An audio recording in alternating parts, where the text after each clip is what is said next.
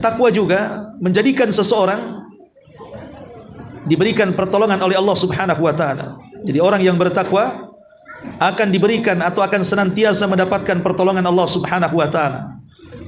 Dan itu disebutkan di dalam surah An-Nahl ayat 128. Innallaha ma'al ladzina taqaw. Sesungguhnya Allah bersama orang-orang yang bertakwa. Kebersamaan di sini artinya adalah binusratihim, dengan cara memberikan pertolongan kepada mereka. Kemudian takwa juga bisa mendapatkan kekuatan untuk mengalahkan musuh-musuhnya. Innal ladzina taqaw idza massahum ta'ifum minasyaitan tadzakkaru fa idza hum mubsirun.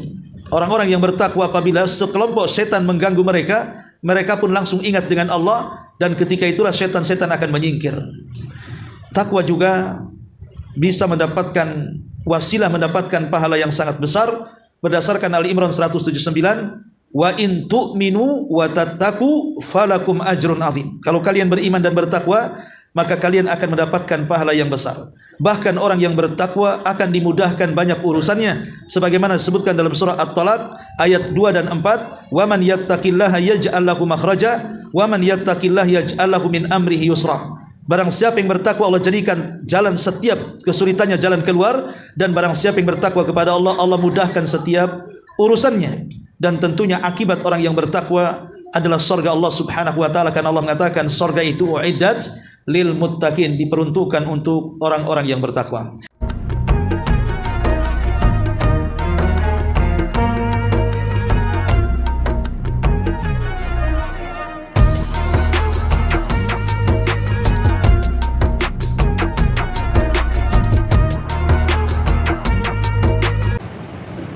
Bismillahirrahmanirrahim. Assalamualaikum warahmatullahi wabarakatuh. Alhamdulillah wassalatu wassalamu ala Rasulillah wa ala alihi wa sahbihi wa mawalah. Wala haula wala quwata illa billahi wa ba'du. Alhamdulillah, di pagi ini kita kembali bisa duduk di Mushallah Al-Qadiri. Salawat dan juga salam kita hadiahkan kepada Rasul kita Nabi besar Muhammad sallallahu alaihi wasallam. Kita lanjutkan kajian tafsir surah Al-Baqarah, dan kita masuk pada ayat ke-197. Baik, kita akan baca ayatnya. A'udzubillahi minasyaitonirrajim. Bismillahirrahmanirrahim. Al-hajju ashhurum ma'lumat. Faman farada fihinna al-hajja fala rafatha wala fusuqa wala jidala fil hajj. Wa ma taf'alu min khairin ya'lamuhu Allah wa tazawwadu fa inna khaira zadi taqwa wattaquni ya ulil albab. Haji itu terdapat di bulan-bulan yang telah diketahui.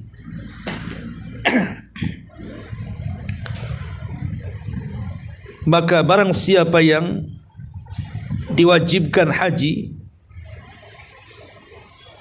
maka tidak boleh dia berlaku rafath, mengeluarkan kata-kata kotor, wala fusuqa, dan juga tidak boleh berbuat fasik, wala jidala, dan tidak berdebat fil haji, ketika melaksanakan manasik haji. Wa ma taf'alu min khairin, dan apapun yang kalian lakukan dari kebaikan, ya'lamhu Allah, Allah pasti mengetahui. Wa tazawwadu, dan berbekalah kalian.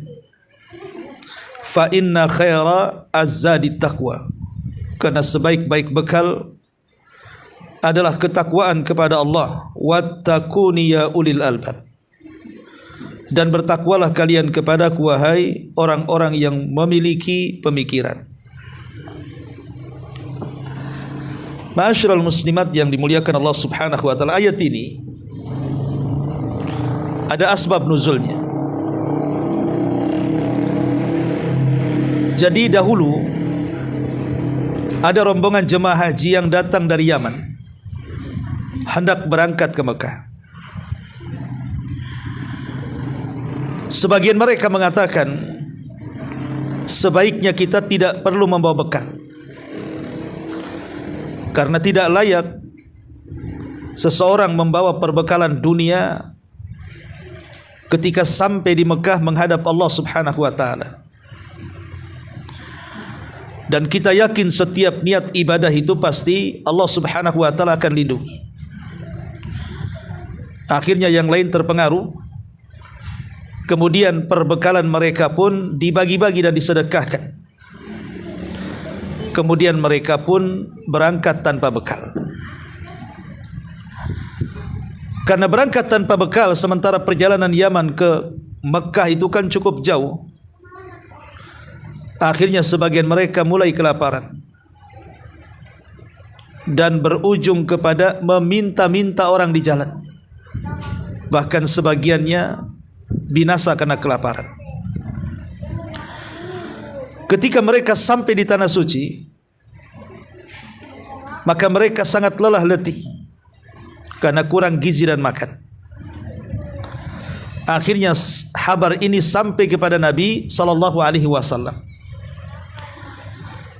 Maka Nabi SAW terheran-heran bagaimana mungkin perjalanan yang jauh tidak membekal makanan ataupun minuman atau hal-hal yang bisa menyelamatkan mereka di jalan. Dari sini turunlah ayat wa tazawwadu, berbekalah kalian. Walaupun perjalanan haji itu adalah sebuah ibadah,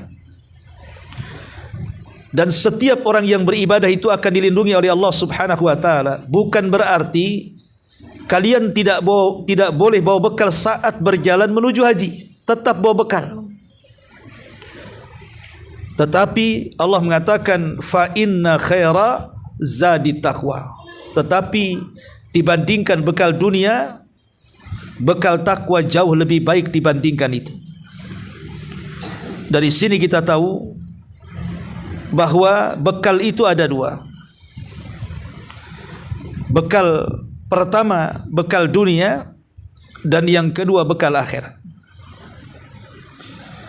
Bekal dunia ma'ruf, sesuatu yang bisa menyehatkan badan, makan, minum, tempat tinggal dan begitu seterusnya.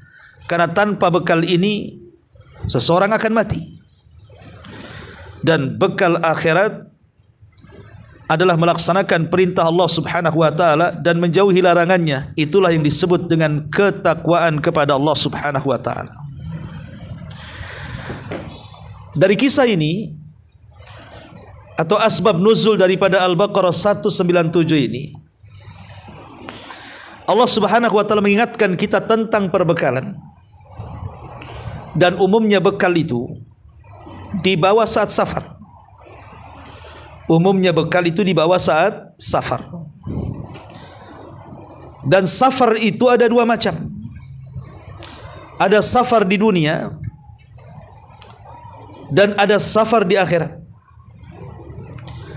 Adapun safar di dunia, sejak kita lahir dari perut ibu kita sampai kita wafat, itulah safar kita. Adapun safar akhirat adalah sejak kita meninggal dunia sampai kita dimasukkan ke dalam sorga atau neraka. Lah dua-duanya perlu perbekalan yang tidak bisa tidak. Adapun safar di dunia, tentu perbekalannya adalah menyangkut dua perkara. Menyangkut roh dan menyangkut dengan jasad. Adapun jasad tentu ma'ruf, makan, minum, pakaian, tidur dan yang semacamnya. Tempat tinggal, kesenangan, itu semua adalah bekal kehidupan kita di dunia yang menyangkut dengan jasad kita. Adapun ruh yang menghidupkan jasad, tentu bekalnya adalah iman, ilmu, takwa, dan begitu seterusnya. Lah dua perkara ini tidak mungkin dilepaskan sebagai bekal perjalanan kita di dunia. Adapun perbekalan setelah kematian kita sampai menuju ke surga atau ke neraka, maka tidak ada bekal terbaik melebihi ketakwaan kepada Allah Subhanahu wa taala yang Allah katakan di sini, fa inna khaira zadit taqwa. Maka berbekalah kalian, karena sebaik-baik bekal menuju akhirat kalian adalah ketakwaan kita kepada Allah Subhanahu wa taala. Baik, sebelum kita jelaskan tentang bekal terbaik dalam hidup kita, kita jelaskan ayatnya dulu. Di sini Allah Subhanahu wa taala mengatakan al-hajju ashhurum ma'lumat. Ibadah haji itu ada pada bulan-bulan yang sudah ditentukan, sudah diketahui. Dan bulan-bulan haji itu dimulai dari Syawal, kemudian Dzulqa'dah, kemudian Dzulhijjah. Jadi bulan haji itu 3 bulan. Syawal, Dzulqa'dah, kemudian Dzulhijjah. Adapun Dzulqa'dah dan Dzulhijjah itu berkaitan dengan Asyhurul Ma'rum, Asyhurul Haram, bulan-bulan haram. Jadi haji itu dilakukan di 2 bulan yang sangat mulia. Pertama bulan yang disebutkan ma'lumat, dan yang kedua yang disebut dengan Ashhurul Hurum. Makanya ibadah haji adalah ibadah yang sangat mulia sekali. Lah ibadah haji ini berbeda dengan ibadah-ibadah yang lainnya dari rukun-rukun Islam. Kalau salat itu ibadah yang kewajibannya sifatnya rutinitas. Minimalnya yang wajib dalam satu hari itu 5 kali 17 rakaat. Dan itu dilakukan setiap hari. Adapun puasa itu juga ibadah rutinitas yang dilakukan setahun sekali kewajibannya, yaitu bulan Ramadan, 1 bulan dari tanggal 1 Ramadan sampai tanggal 29 Ramadan atau 30. Adapun zakat juga sama, kewajiban yang bersifat rutinitas. Setiap kita memiliki harta dan sudah sampai kepada nisab dan haulnya, maka kita wajib mengeluarkan zakatnya. Kalau berkaitan emas dan juga harta, maka kita keluarkan 2,5%. Lah haji ini berbeda, karena dia bukan ibadah rutinitas. Haji ini kewajibannya cuma 1 kali saja. Dalam umur kita itu haji hanya diwajibkan 1 kali. Kalaupun kemudian melakukan haji berkali-kali, itu tidak wajib hukumnya, hanya sunnah saja. Sehingga kewajibannya cuma 1 kali saja seumur hidup kita. Lah karena haji ini kewajibannya seumur hidup 1 kali, maka sudah sepantasnya melaksanakan ibadah mulia ini harus betul-betul adanya kesungguhan dalam beribadah. Karena 1 kali saja seumur hidup, masa dibuat main-main. Karena pahalanya juga tidak sedikit. Nabi SAW sampai mengatakan, Al-hajjul mabrur laisa lahul jaza indallahi illal jannah. Haji yang baik itu tidak ada balasan yang pantas kecuali sorga. Bahkan kalau dia pulang di dunia saja, pulang dari manasik haji, Nabi mengatakan raja'a ka yaumin waladathu ummuhu. Dia pulang seperti anak yang baru dilahirkan, fitrah tidak memiliki dosa. Di dunia dosa-dosanya dihapuskan, seperti anak yang baru dilahirkan. Di akhirat tidak ada balasan yang pantas kecuali surga. Lihat bagaimana betapa tingginya pahala orang yang melaksanakan haji. Ya, karena haji itu seumur hidup cuma 1 kali. Jangan pernah dibuat main-main dalam haji itu, karena tidak ada kesempatan kedua, ketiga. Lain dengan salat, lain dengan puasa, lain dengan zakat yang bisa terulang dalam sepanjang hayat. Tapi haji itu kewajibannya 1 kali. Lah kewajiban yang 1 kali ini jangan sampai keliru. Kewajiban yang 1 kali ini jangan sampai main-main. Harus betul-betul difokuskan, apalagi ibadah haji itu merangkap dari 2 ibadah. Pertama ibadah badan, yang kedua ibadah harta. Kalau salat dan puasa itu ibadah badan saja. Kalau zakat itu ibadah harta saja. Tapi kalau haji itu menggabungkan dua perkara. Pertama ibadah badan, makanya orang berangkat haji itu betul-betul harus sehat badannya, tidak boleh sakit, karena ibadah haji itu tidak sebagaimana ibadah salat ataupun puasa. Pertaruhannya bisa nyawa, terutama yang berangkat yang sudah tua-tua. Dan itu ibadah fisik yang luar biasa. Jangan lagi haji umrah saja. Bagi anda yang pernah umrah melelahkan luar biasa. Dan yang kedua, dia ibadah harta. Jadi harus dipersiapkan karena tidak mudah mengumpulkan harta. Makanya Nabi SAW sampai mengatakan, Man aradal hajja falyata'ajjal. Siapapun yang hendak berangkat haji, segerakan keinginannya. Kenapa? Karena terkadang yang namanya badan itu bisa sakit. Akhirnya uangnya habis untuk mengobati penyakit. Terkadang harta itu bisa musnah, entah karena musibah, entah karena dicuri, entah karena apa saja, atau karena ada hajat-hajat yang lainnya. Tiba-tiba kemudian ada hajat yang lainnya, yang tadinya bulat tekadnya haji, akhirnya tidak jadi karena ada keperluan yang menurut dia lebih penting. Makanya wajar kalau Nabi SAW mengatakan, barang siapa yang punya keinginan haji, sehat badannya, ada hartanya, berangkat, kata Rasul, supaya seseorang itu tidak dialihkan dari ibadah yang mulia ini. Di sini Allah mengatakan al-hajju ashhurun ma'lumat. Kemudian Allah mengatakan faman farada fihinal hajj. Siapapun yang telah terkena kewajiban haji, artinya Allah takdirkan dia mampu dan sanggup berangkat haji menuju tanah haram, maka Allah Subhanahu wa taala membuat aturan-aturan di sini. Jangan dilanggar sewaktu haji. Apa aturannya? Fala rafath. Tidak boleh mengeluarkan kata-kata kotor, artinya kata-kata yang membangkitkan syahwat. Kemudian yang kedua, wala fusuqa. Dan tidak boleh berlaku fasik. Mencuri, bergibah, berdusta, mengeluarkan kata-kata yang menyakitkan, merendahkan, menghinakan, namimah dan yang semacamnya. Tidak boleh berlaku fasik di sana. Harus sabar lisannya. Kemudian juga wala jidal, tidak boleh berdebat.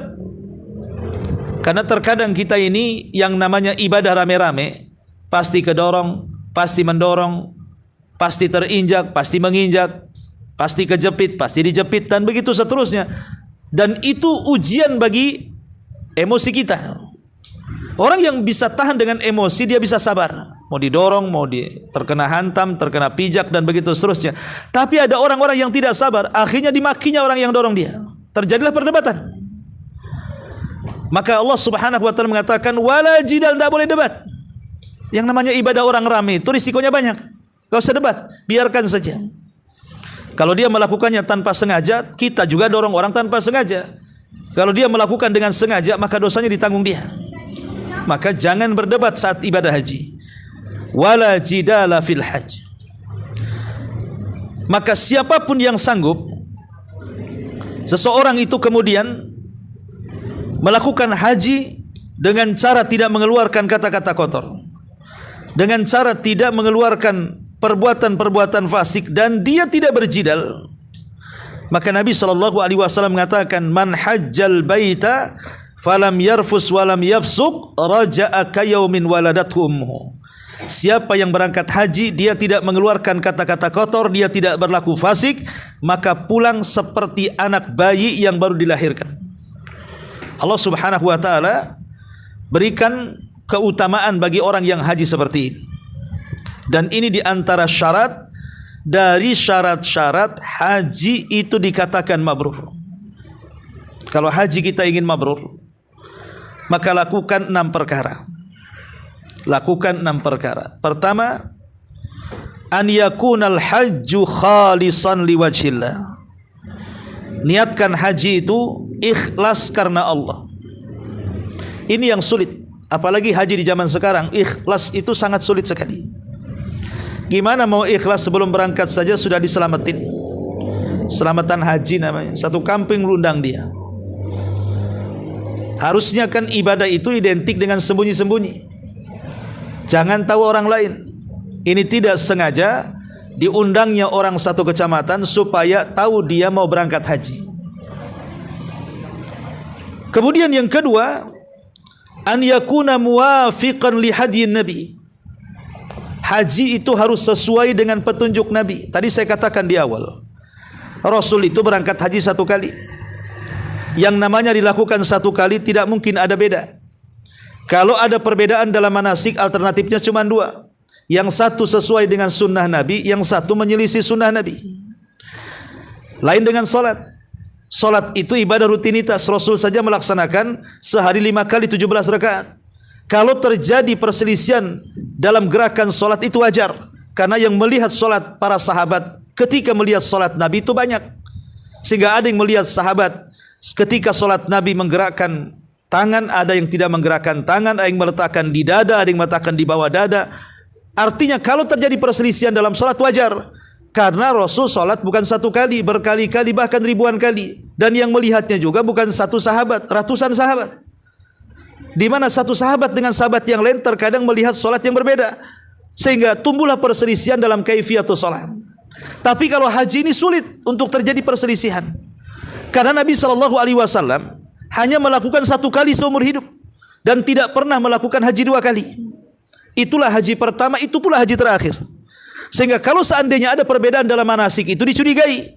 Ini manasik sesuai sunnah atau tidak sesuai sunnah. Makanya kalau kita ingin haji kita mabrur, maka belajarlah manasik betul-betul. Dengan cara apa? Dengan cara betul-betul memperhatikan bahwa setiap gerakan bacaan dalam manasik itu sesuai dengan sunnah Nabi SAW. Supaya haji kita tidak sia-sia. Sudah satu kali, salah pula kan sia-sia.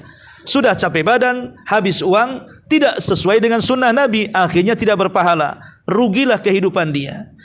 Maka yang kedua, pelajari, sesuaikan manasik haji dengan sunnah Nabi SAW. Kata Rasul, khudhu anni manasikakum. Ambillah manasik-manasik haji kalian dari aku. Kemudian yang ketiga, an yakunal hajju binafaqatil malil halal. Kalau haji kita ingin mabrur, gunakan harta halal. Jangan hasil korupsi dia haji. Jangan hasil mencuri dia haji. Jangan hasil menzalimi dia haji. Jadi betul-betul hajinya dari harta yang halal. Karena Allah itu thayyibun la yaqbalu illa thayyiban. Allah itu baik, tidak mungkin menerima kecuali yang baik-baik. Kemudian yang keempat adalah an yakuna khalian minal jidali warrafthi wal fusuq. Hendaklah saat dia melakukan manasik haji, dia tidak rafas, dia tidak fusuk, dia tidak jidal sebagaimana ayat yang kita bahas di sini. Tidak mengeluarkan kata-kata kotor, tidak melakukan perbuatan fasik, dan tidak melakukan jidal perdebatan. Inilah di antara syarat haji yang keempat. Ya. Kemudian syarat haji yang kelima, an yakhluwa min khawarimil muru'ah wa yashtamilu ala makarimil akhlaq wa mahasin al adat. Hendaklah seseorang itu harus menjaga muru'ahnya, kehormatannya. Jangan sampai kebiasaan-kebiasaan buruk di desa sampai di Mekah ditampakkan pula. Biasa di desa kadang-kadang buka aurat gitu ya. Bahasanya hanya pakai dalaman saja, di sana pula dibuka-buka. Maka sesuatu yang menghancurkan muru'ah kita jangan dilakukan di sana. Seperti mamanya jemur, celana dalam, dalaman-dalaman asalnya antol saja. Ya. Itu kan memalukan. Ya. Ada tempatnya, tanya di mana tempat jemurannya, bukan asal dijemur saja. Itu memalukan sekali, itu namanya muru'ah namanya. Jadi jaga sikap kehormatan kita ketika sampai di tanah suci sana. Karena itu di antara syarat haji mabrur. Ya, jadi sopan lisannya, sopan pakaiannya, sopan pergaulannya, dan begitu seterusnya. Dan yang terakhir, bahwa haji mabrur itu akan tampak setelah pelaksanaan haji. Dan ini yang paling jelas. Haji itu dikatakan mabrur tampak setelah dia haji. Apakah keadaannya lebih baik ataukah lebih buruk? Kalau keadaannya lebih baik, insya Allah mabrur. Yang tadinya tidak sholat, rajin sholat. Yang tadinya tidak pernah hadir di majelis taklim paling depan. Yang tadinya jarang sedekah, pelit kedekut, jadi dermawan. Yang tadinya malas ibadah, rajin ibadah. Lah kalau ada perubahan setelah haji, tutur katanya yang kasar jadi sopan, jadi santun. Perbuatannya yang suka melakukan kefasikan, jadi orang yang paling taat, dan begitu seterusnya. Maka kalau ada perubahan setelah haji, itulah alamat yang jelas bahwa hajinya diterima, hajinya mabrur. Yang Nabi SAW katakan dalam hadis Nabi SAW, al-hajjul mabrur laisa lahul jaza indallahi illal jannah. Haji yang mabrur itu tidak ada balasan yang pantas kecuali surga. Di sini Allah mengatakan, faman hajjal baita faman farada fihinnal hajja fala rafatha wala fusuqa wala jidala fil hajj. Kemudian Allah mengatakan,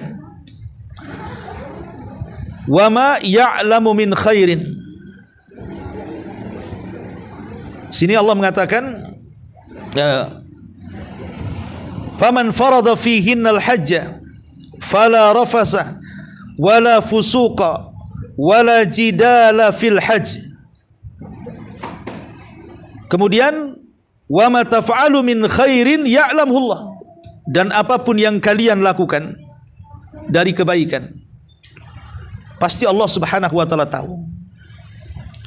Perhatikan ayat ini.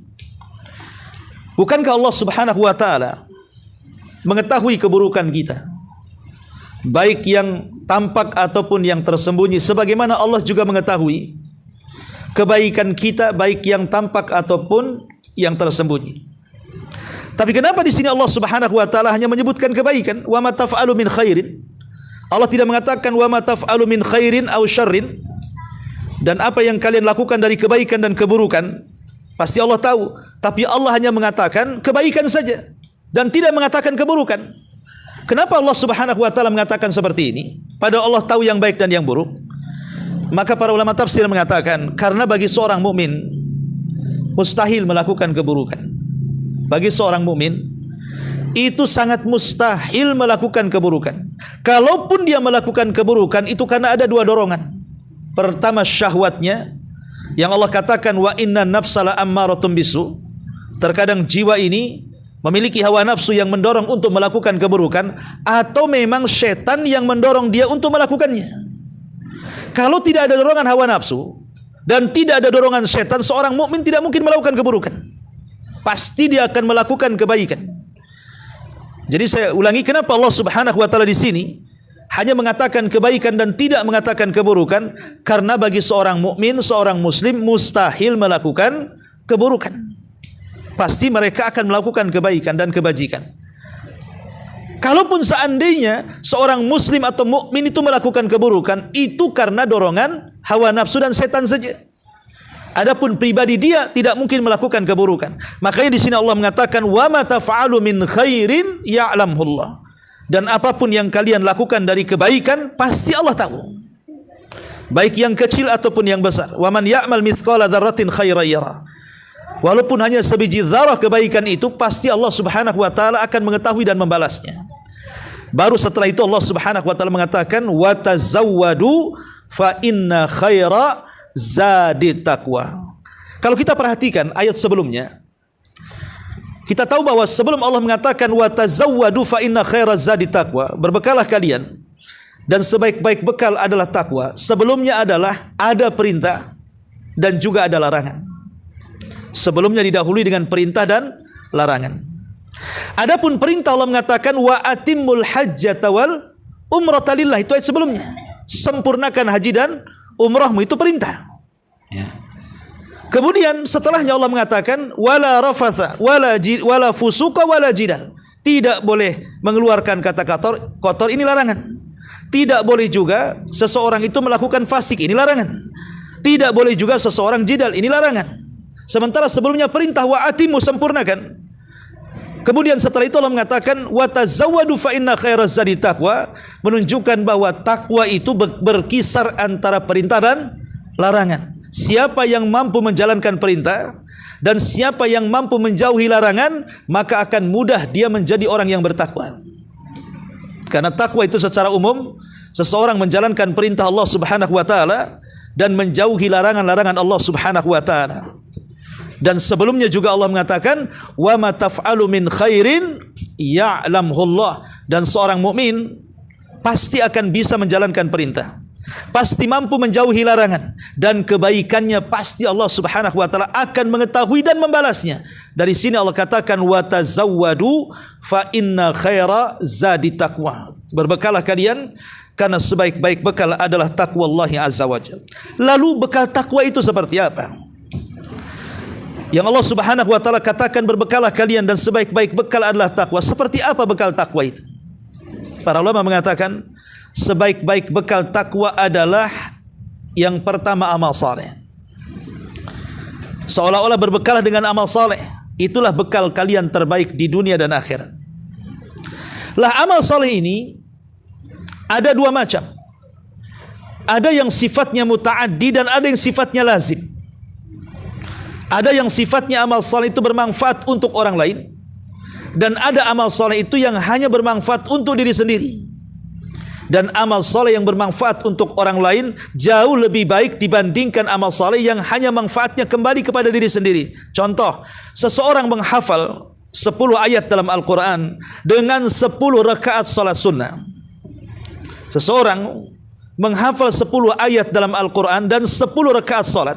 Sama-sama 10-nya, yang satu 10 ayat dia hafal, yang satu 10 rakaat salat dia kerjakan. Mana yang lebih baik? Ya. Maka kalau seandainya kita ini menghafal 10 ayat dalam Al-Quran, memahami tafsirnya, dan berusaha untuk mengamalkannya, pertama pada diri sendiri, kemudian juga kita dakwahkan kepada orang lain, maka menghafal 10 ayat jauh lebih baik dibandingkan melaksanakan 10 rakaat salat sunnah. Kenapa? Karena Rasul mengatakan, ballighu anni walau ayah. Rasul tidak mengatakan ballighu anni walau shalla. Sampaikan dariku walaupun satu ayat. Dan Rasul tidak mengatakan sampaikan dariku walaupun satu salat.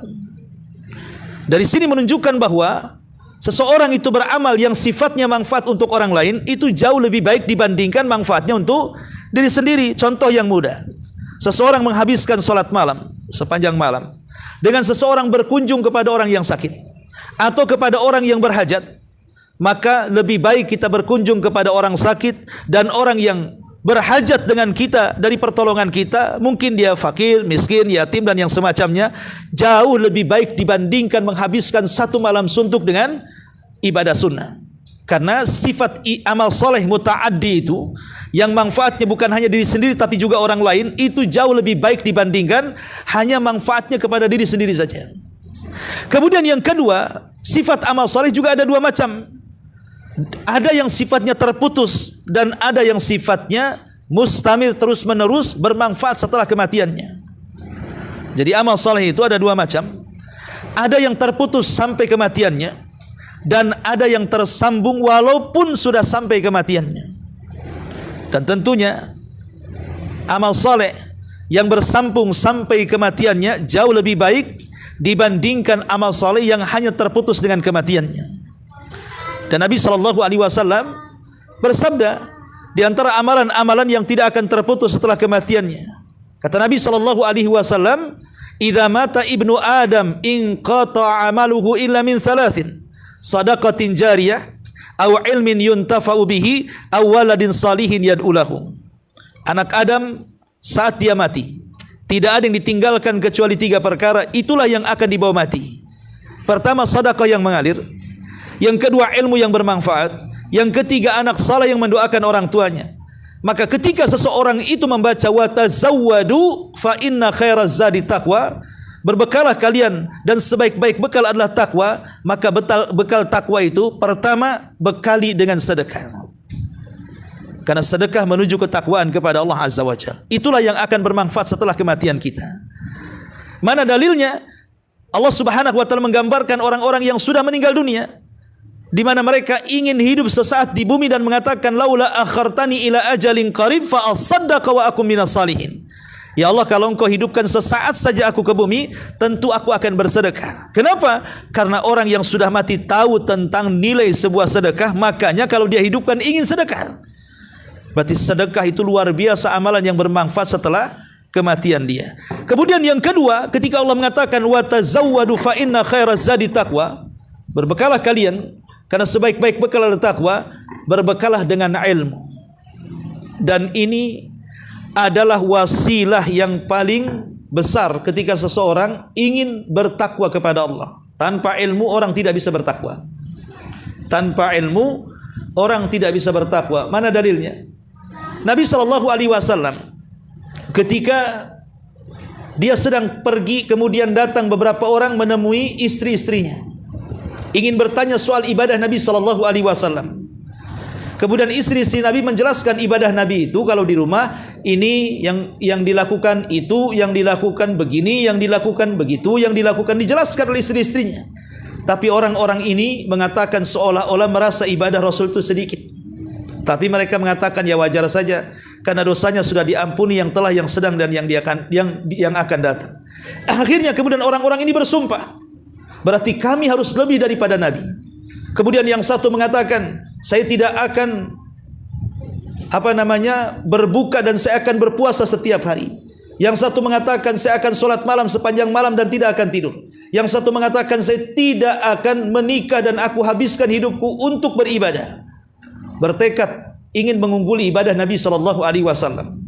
Perkara ini sampai kepada Nabi SAW. Kemudian Rasul mencari orang-orang yang mengatakan seperti itu. Siapa tadi yang mengatakan seperti itu? Maka orang-orang mengatakan, kami ya Rasulullah. Maka Nabi SAW mengatakan, ingat, saya ini manusia yang paling bertakwa di antara kalian, dan saya ini manusia yang paling takut di antara kalian. Kata Nabi, innila atqakum lillah wala ahsyakum lahu. Saya orang yang paling bertakwa kepada Allah dan yang paling takut kepada Allah. Tapi saya puasa, terkadang saya tidak puasa. Saya terkadang sholat malam, saya terkadang tidur, dan saya banyak menikahi wanita. Barang siapa yang membenci sunnahku, dia bukan termasuk kelompokku. Syahidnya adalah Rasul mengatakan, innila atqakum lillah wala ahsyakum lahu. Saya orang yang paling bertakwa dan yang paling takut. Kalimat khasyah itu beda dengan khauf. Kalau khauf ya takut, tapi khasyah itu takut yang diiringi dengan ilmu. Makanya Allah mengatakan, innama yakhsyallah min ibadihil ulama. Hanya ulamalah, mereka lah yang takut kepada Allah. Lihat bagaimana Allah membahasakan takut dengan yakhsha, bukan yakhaf. Menunjukkan bahwa ilmu itu adalah wasilah yang paling dekat dengan ketakwaan, karena Rasul iringkan kalimat takwa dengan ilmu. Dalam kalimat akhsha, akhsha itu diambil dari khasyah. Khasyah itu takut yang diiringi dengan ilmu. Seolah-olah Rasul mengatakan, ketika ilmu diiringkan dengan takwa, maka ilmu adalah wasilah takwa yang paling besar. Tanpa ilmu Anda tidak bisa bertakwa.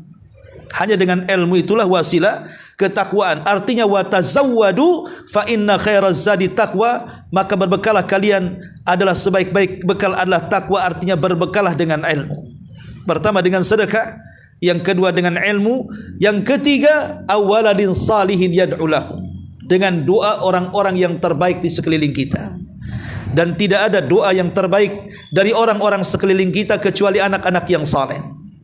Si buah hati, penerus cerita, penerus sejarah, pendidikan yang terbaik untuk anak-anak sehingga mereka menjadi anak-anak yang saleh tanpa disuruh, mereka pasti mendoakan orang tuanya. Itulah bekal kita. Jadi kalau Allah berikan amanah kepada ibu-ibu berupa anak-anak, maka rawatlah mereka dengan baik. Itu zadi takwa terbaik, bekal takwa terbaik untuk kita, supaya kita diselamatkan oleh Allah Azza wa Jal.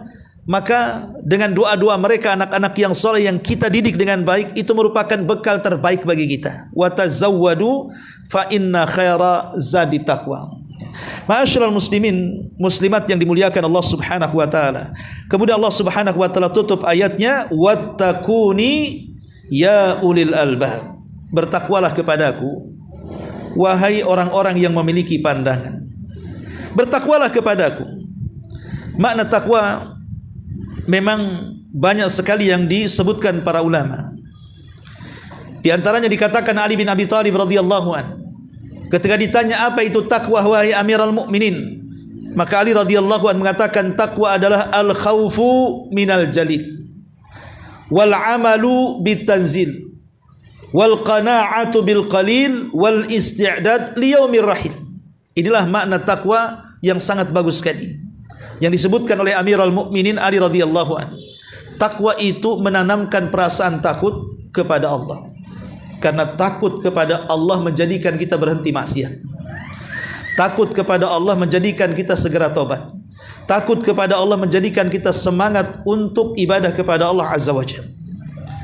Kemudian yang kedua, al-amalu bitanzil, mengamalkan apapun yang diturunkan dari langit. Kalau Quran mengatakan A, kita amalkan. Kalau Quran melarang A, kita tinggalkan.